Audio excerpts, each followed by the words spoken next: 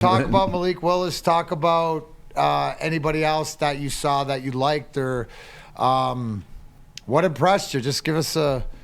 Well, first off, give me an overall, bro. First off, overall, it was a lot going on.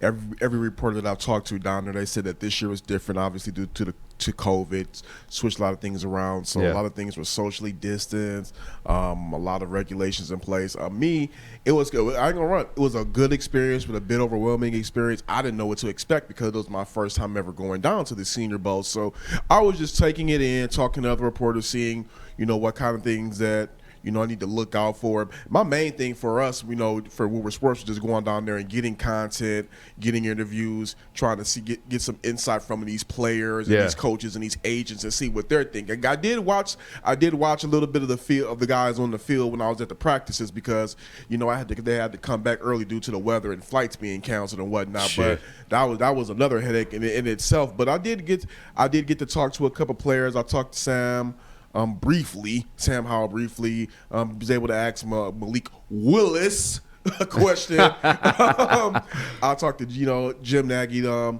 executive director of the Senior Bowl. That interview is on Woodward Sports right now, and Brad Holmes, and it was a pretty good experience. But we want to talk about Malik Willis. The thing that I saw from him, and I was looking at the quarterback. I don't say battle, but the quarterbacks they were coaching. Yeah. And they had Malik Willis, they had Sam Howell and Brian Zappi. And the thing that I noticed about Malik is that you look at his highlights and he's an athlete. Yeah. You see him in person, you're like, yo, this guy is real. I didn't really see, as far as the accuracy, his arm, it was the accuracy was okay. Yeah. But he throws a cannon. He hit one receiver on a pass that I guess he threw it too hard. After the guy dropped it, he was just looking down his hands like. And I did write a report on that's also on WorldSports.com. I think that with the way that Brad Holmes was talking about him to start the Senior Bowl week, Dan Campbell on Wednesday morning, and then following later on that evening, the way that Mark Brunell just gushed over him. I didn't even see what happened. One of the other reporters called, and Mark Brunell brought up how Willis progressed through his reads on the check down and just got it right to the guy on the flat. And it just blew Brunell away about how he got that off. So I just see him as a pure athlete. I don't know if the Lions are going to actually take him or whatnot. I think, he's not going to – I don't think he's going to go – past the first round. Some people saying get him in the second. He's definitely going in the first round. I think he's probably going to be at least at bare minimum a top 15 pick. Yeah. I think the Lions could potentially get him, and the only way I say they would have to do that is because yesterday, when he was talking to NFL Network, you guys just said it, Brad Holmes is not objective to shopping around the number 2 pick. So I can see them potentially trying to but that's what he's supposed to say. Yeah. But here's the thing. That's not Lions' way because he actually did say it. Yeah. Right? So the fact that he's acting like a responsible general manager. My question, Kory, though, is who you went there. Did somebody jump out at you, or did somebody impress you, or somebody that you thought? Because you're the one, dude. Nobody sits through more Lions game losses and what they need and watches this team that I know more than you right now. So you had to, I always look at it, I want to know before you went to where you come back, what knowledge did you gain, or what interest, or did somebody come on your radar that wasn't on there before? Well, I was going down there actually to see Sam Howell because that is a guy from, all the previous mock drafts that the Lions were, they were linked to grabbing him sometime in the first round. So that's the guy that I was looking to see. But then, as the hype turned to Willis, I just started observing him more. And I'm like, you know what? For where the NFL is going right now with the mobile quarterback, this is a guy that could really change the Lions offense and change the culture here. But outside of just what he did on the field, the one thing that impressed me most was just how he was handling himself at the podium and the way that he was answering the questions. One thing that really stuck out to me was on Monday, Brad Holmes said that he admired Willis adversity. You know, having to go from Auburn and then transfer to go to Auburn, played there 2 years, didn't really see much playing time, went over to Liberty, and then for back-to-back years threw a little bit over 2,000 yards and had like 900 yards, a little bit over 900 yards rushing the first year, and like 800, close to 900 the second year rushing. So he went ahead and got the shine there. But I asked him, I said, you know, Brad Holmes, Lions GM, said he was impressed with your adversity, and how does it make you feel that coaches and scouts are noticing that? He was just like, no big deal to me. I mean, it's just like, you know, people go through stuff every day. People go through more stuff, go through more adversity than I am. I'm just happy that my adversity has brought me to this level. Yeah. That's the type of guy that I think would be a Dan Campbell guy, a good locker room guy.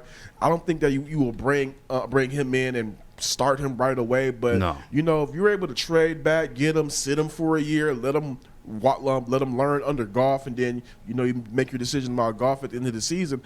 I think that is somebody that they could target and that could help out. But, again, he could also be not that great. Let's be real. I mean, he could have played it better. His completion rate, close to 60% in Liberty, not that great. You know, he's playing with Sam and Alex as receivers, though.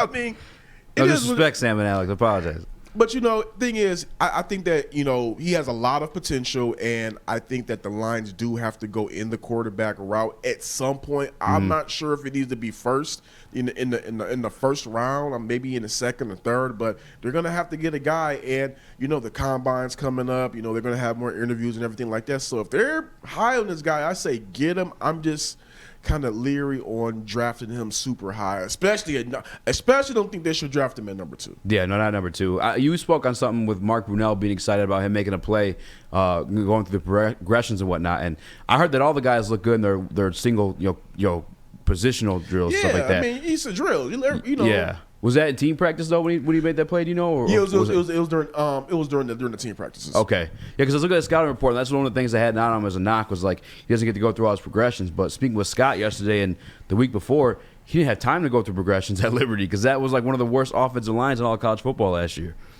Well, yeah, here's the one thing, right, which you're going to obviously the knock against or whatever. This is where it comes down to organizations and what they choose. We talked about Cade Cunningham, not only the talent and whatever, but starting the culture. So the adversity that this guy faced playing at Auburn, and you're talking about Willis, then going to play in Liberty, well, he doesn't have the talent around him. But what you're seeing is you put talent around him, and all the things that are coming out is that he's matured. He's learned. He's not it's the same argument with Stafford. He's not the same quarterback as he was 7 years ago when he went to the playoffs in Detroit.